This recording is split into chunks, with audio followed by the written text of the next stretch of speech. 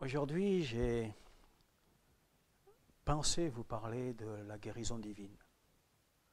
Vous savez que Jésus-Christ, lorsqu'il a marché sur notre terre, l'activité principale de Jésus était de sauver, de guérir les gens, de les délivrer de possessions démoniaques et de leur montrer que Dieu le Père, au travers de lui-même, Jésus, aimait et voulait guérir. C'est la volonté encore aujourd'hui. Car dans l'Épître aux Hébreux, au chapitre 13, au verset 3, il est écrit que Jésus-Christ est le même hier, aujourd'hui et éternellement. Si donc, hier, il a accompli des miracles, il dit dans sa parole que par le Saint-Esprit, il viendrait au milieu de nous. Si deux ou trois s'accordent en mon nom, je viens au milieu d'eux. Il dit aussi, allez par tout le monde, faites des disciples, Marc 16, 15. Baptisez-les au nom de Jésus-Christ, à mon nom, au nom de Jésus. Et voici les miracles qui accompagneront ceux qui auront cru. Ceux qui auront cru. En mon nom, ils imposeront les mains aux malades, les malades seront guéris, ils chasseront des démons. S'ils boivent quelques breuvages mortels, cela ne leur ferait point de mal. Pourquoi je vous parle de cela? Parce que le surnaturel de Dieu amène les gens à la foi. Et bien évidemment, le plus grand et le plus beau des miracles, c'est lorsque Satan n'est plus maître de votre vie. Lorsque Jésus prend toute la place dans votre cœur, le diable est chassé. Ce n'est plus vous qui viviez, mais c'est Christ qui vit en vous. Et de l'intérieur, le Saint-Esprit vous fait revêtir la stature de Christ. C'est le plus grand et le plus beau des miracles. Mais ce qui vient par la suite, eh bien, ce sont les miracles que vous pouvez, au nom de Jésus, voir se réaliser devant vous. Rappelez-vous que vous n'êtes qu'un instrument. Vous n'avez pas plus de dons que ce fauteuil. Mais vous êtes l'instrument par lequel Dieu a prévu de réaliser des œuvres, des prodiges et des signes miraculeux. Un jour, je faisais un stand biblique dans une petite bourgade de Gironde le matin, et le soir, j'avais rendez-vous avec un homme qui voulait m'acheter une petite propriété, une palombière. Une palombière, c'est une petite chasse où on chasse la palombe. C'est rien d'important. Cet homme a fait beaucoup de kilomètres et nous avions rendez-vous à 18h et il est arrivé. Il a visité la palombière et il m'a posé une question. Pourquoi est-ce que vous vendez cette palombière? Bien évidemment, nous avions visité tout le site. Il était très intéressé, d'autant plus que j'avais amené un ordinateur portable et des vidéos pour justement activer le désir d'acheter la palombière.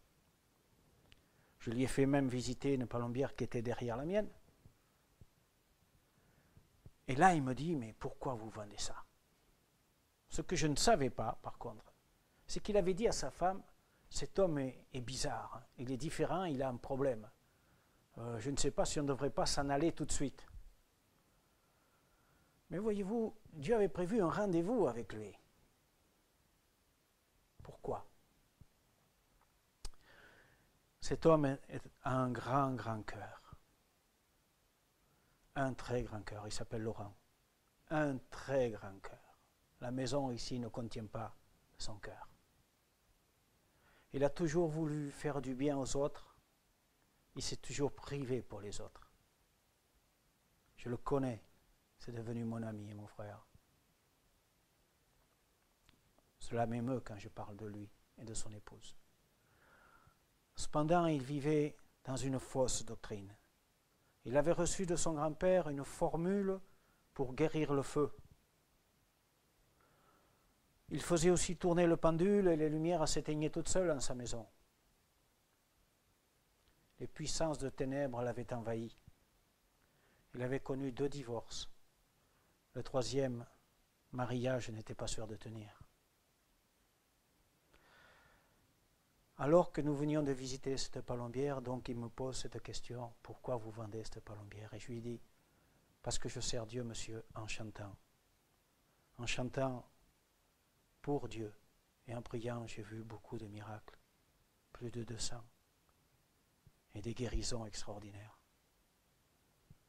Et il me répond, mais moi aussi, monsieur, je guéris les malades, vous avez le feu, je vous touche, j'ai une formule, je prie Marie, je prie Saint ceci, Saint cela, plus Dieu, plus Jésus, et ils sont guéris, et moi aussi je fais le bien. J'ai dit, non, monsieur, vous sortez de la route là, une voiture vous percute au bout du chemin, vous êtes mort pour l'éternité, vous allez directement en enfer.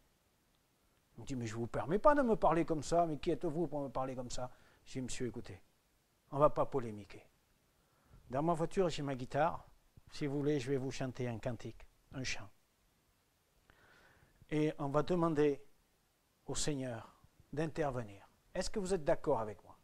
Et si vous voulez, faites-le. Son épouse était à côté, ils avaient leur voiture tout près. J'ai donc pris ma guitare qui était dans le coffre de la voiture, compte tenu que j'avais fait le stand biblique le matin, et j'ai chanté « Plonge-moi dans ta rivière d'amour », ce très très beau chant. Et là, soudain, ses yeux énucléés, sortis des orbites, il me regardait comme s'il allait me sauter dessus. Il avait bien l'intention de me sauter dessus. Il avait fait 9 ans de boxe, il m'en a parlé après. Mais il sentait une main qui l'empêchait d'avancer. Puis soudain, il s'est mis à sauter, et à sauter, et à sauter. Et chaque fois qu'il sautait, de l'écume sortait de sa bouche, et il soufflait. Et il soufflait, de l'écume sortait de sa bouche.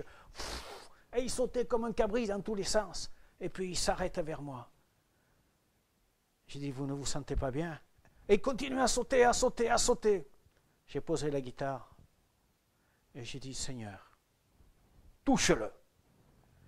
Et là, comme si on l'avait pris par le haut de la veste, de la jaquette, et le bas du pantalon, et jeté dans les broussailles, il a fait un bond de 3 mètres sans toucher le sol.